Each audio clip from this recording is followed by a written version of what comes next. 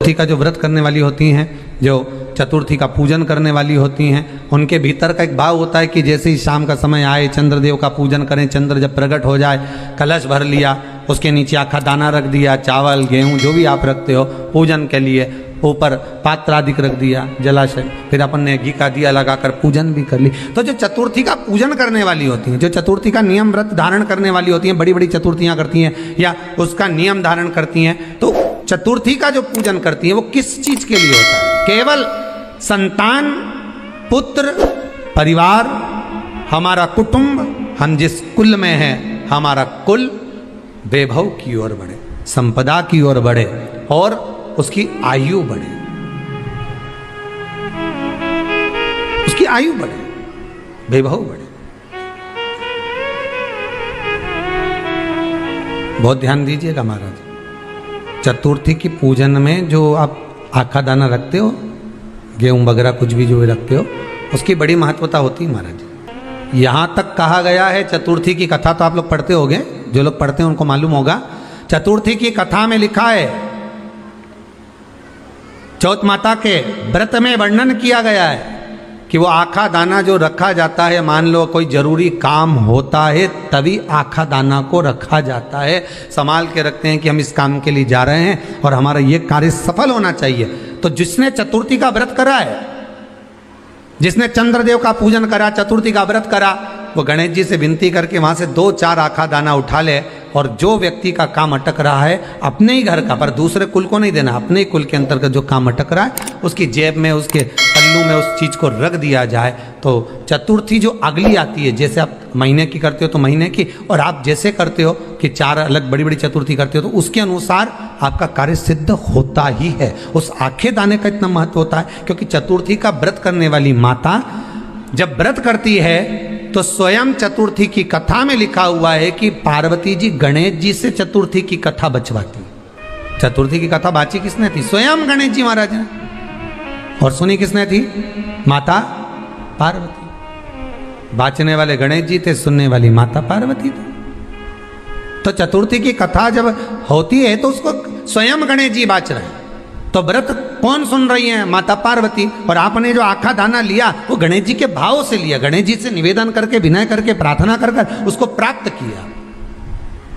कल से चतुर्थी लग रही है, कल से एक नियम लेना, शमी के वृक्ष की पत्ती, जैसे ये बेलपत्र होता है, शिव को और गणेश को बेलपत्र, शमी पत्र समर्पित होता है। आपको कथा में वर्णन किया था, 33 कोटि देवताओं को भले बेलपत्र नहीं चढ़ेगा, पर 33 कोटि देवताओं को शमी पत्र चढ़ता है। और उसमें एक गणेश जी महाराज और एक बाबा भोलेनाथ, इन दोनों को शमी समर्पित होता है। कथा में पहले भी वर्णन किया, आज फिर आपको, ये शिवलिंग है, समझ लेना बहुत अच्छे से, जो आपको करना है रिद्धि सिद्धि पाने के लिए, संपदा को बढ़ाने के लिए। ये शिवलिंग है, ये गोल जलाधारी है, ये चरण से जल नीचे गिरता है। शंकर जी का पूरा परिवार शिवलिंग के आसपास में है। शंकर जी की 5 लड़कियां जो ऊपर से जल नीचे गिरा रही हैं, जया, विषहरा, शामरीबारी, दोतली और देव, ये शंकर जी की 5 लड़कियां, जिनका नाम लेकर सोने से रात्रि में नींद अच्छी आती है।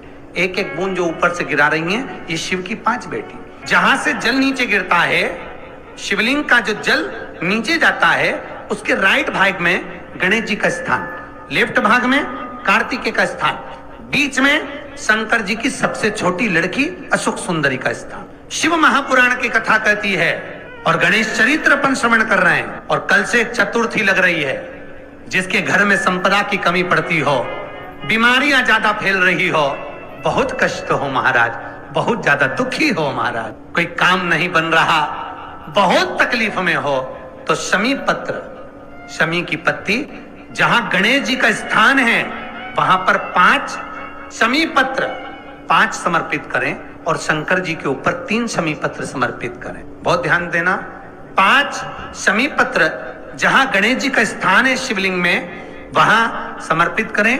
3 शमी पत्र शिवलिंग के ऊपर समर्पित करें।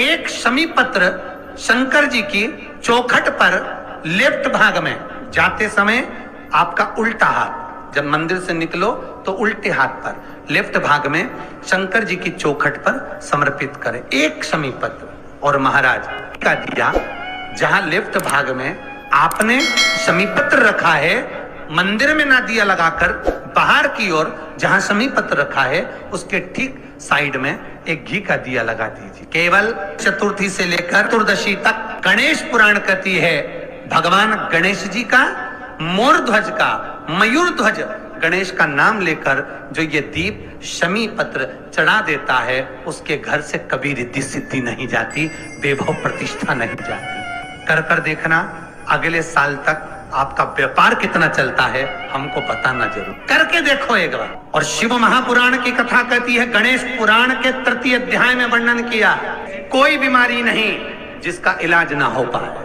हरा मूंग की कटोरी भर लो, मूंग जानते हो, हरे मूंग की दाल होती है ना, जो हरा मूंग, आखा मूंग हरा की कटोरी भरो, उस पर गुड़ की एक थोड़ी, गुड़ की बट्टी, गुड़ की एक बाटी उस पर रखो, 5 बेलपत्र रख लो।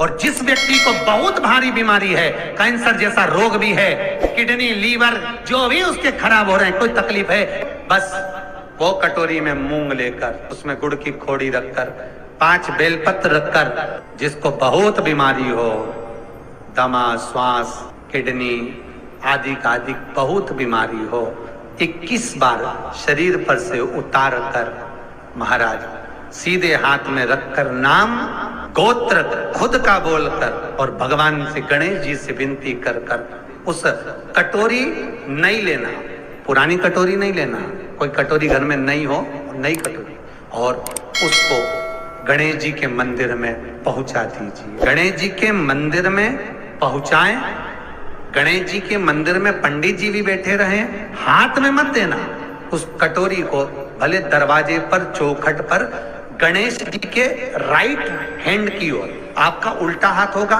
गणेश जी का सीधा हाथ होगा, तो गणेश जी का जो राइट हैंड हो दर्शन करते समय सीधा हाथ इधर आएगा, उस हाथ के वहीं पर अर्थात जमीन पे ही रख देना, पर रखना भूमि पर। महाराज कैसी भी बीमारी होगी, अगर चलने में भी तकलीफ हो रही होगी तो आपको अंतर मालूम पड़ जाएगा। गणेश जी महाराज ने कश्यप ऋषि से कहा, सुनो कश्यप बाबा, आपने मुझे दुर्वा समर्पित करी है, ये दुर्वा जो मुझे देगा वो वैभव प्राप्त करेगा, जो दुर्वा मुझे समर्पित करेगा उसके जीवन में रोग दूर हटेगा।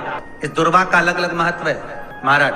कुएं के पास की सफेद दुर्वा, कुएं के पास की सफेद दुर्वा, यदि 40 दुर्वा गांठ लगाकर गणेश जी को समर्पित कर कर वापिस उठाकर उस दुर्वा को खाली पेट, आपके घर में भी गणेश जी होंगे, उनको समर्पित करो, खाली पेट इस दुर्वा को केवल चबा चबा कर खा लो और आधे घंटे बाद पानी को पी लो।